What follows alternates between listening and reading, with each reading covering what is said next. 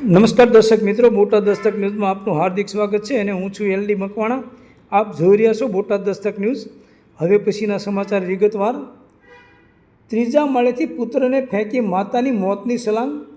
Police કર્મીની પત્ની પુત્રનો નરોડામાં આપઘાત. મૃતકના ભાઈએ પુરાવા આપી કહ્યું બનેવી ઢોર માર મારતો હતો. અમદાવાદમાં આજે 7 ડિસેમ્બર નરોડા વિસ્તારમાં ખૂબ જ દુઃખદ ઘટના સામે આવી છે, જેમાં એક માતાએ તેના 7 વર્ષના દીકરા સાથે ત્રીજા માળેથી કૂદકો મારીને આત્મહત્યા કરી લીધી છે. આ બનાવની વિગત સામે આવતા સ્થાનિક પોલીસ બનાવના સ્થળે પહોંચી હતી.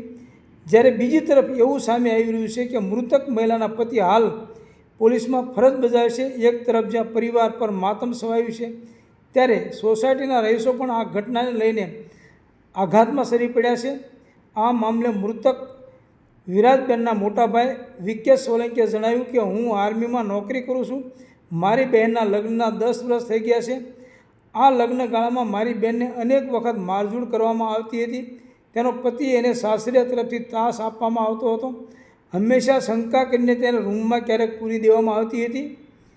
વધુમાં ઉમેર્યું કે ગઈ રક્ષાબંધને જ્યારે મારી બહેને રાખડી બાંધવા માટેની વાત કરી ત્યારે પણ તેની સાથે મારઝૂડ કરવામાં આવી હતી અને મારી બહેનને કેટલાક સમયથી અમને મળવા આવવા દેવામાં નથી આવતી.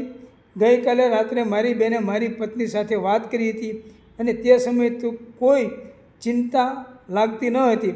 તેને સતત શારીરિક, માનસિક અને પારિવારિક ત્રાસના કારણે તેણે આ પગલું ભર્યું છે. હવે અમે અમારા બહેનના મોતના જવાબદાર લોકો સામે ફરિયાદ કરાવવા માટે છેક સુધી લડી લઈશું. પોલીસ સૂત્રો પાસેથી મળતી માહિતી પ્રમાણે નરોડા વિસ્તારમાં આવેલા હંસપુરા નજીક એક એપાર્ટમેન્ટના ત્રીજા માળેથી આજે સવારે એક મહિલાએ તેના પુત્ર સાથે કૂદીને આત્મહત્યા કરી લીધી હતી.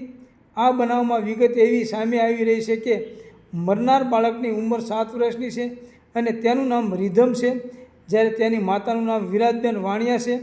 આજે સવારે અચાનક સોસાયટીમાં ત્રીજા માળથી નીચે કોઈ પટકાયું અને જોરદાર અવાજ આવતા લોકો ભેગા થઈ ગયા હતા ને જોતા બંને મૃતકોની લાશ નીચે પડી હતી. નીચે લોહીના ખાબોચિયા ભરાયા હતા, જે જોઈને લોકો શીશો પાડવા લાગ્યા હતા. આસપાસના લોકો ભેગા થતાં 108 એમ્બ્યુલન્સને જાણ કરી હતી. થોડી વારમાં પોલીસ પણ ત્યાં આવી પહોંચી હતી અને સમગ્ર મામલાની તપાસ શરૂ કરી હતી. સ્થાનિક પોલીસ પાસેથી મળતી માહિતી પ્રમાણે મરનારના પતિ હાલ હિંમતનગરના ડોગ સ્ક્વોડમાં ફરજ બજાવે છે. તેમનું નામ મિતેશ વાણિયા હોવાનું જાણવા મળ્યું છે. હાલ આ સમગ્ર મામલે પોલીસ તપાસ કરી રહી છે. આત્મહત્યા પાછળ અન્ય કોઈ કારણ છે કે નહીં તે તપાસવાનો પ્રયાસ પોલીસ કરી રહી છે. બીજી તરફ મોબાઈલ અથવા કોઈ આત્મહત્યા પહેલાં કોઈ ચિઠ્ઠી લખી હોય અથવા મેસેજ કર્યો હોય એ દિશામાં પોલીસે તપાસ શરૂ કરી છે. સૌજન્ય દિવ્યા ભાસ્કર, બોટાદ દસ્તક ન્યૂઝ, એલડી મકવાણા, બોટાદ.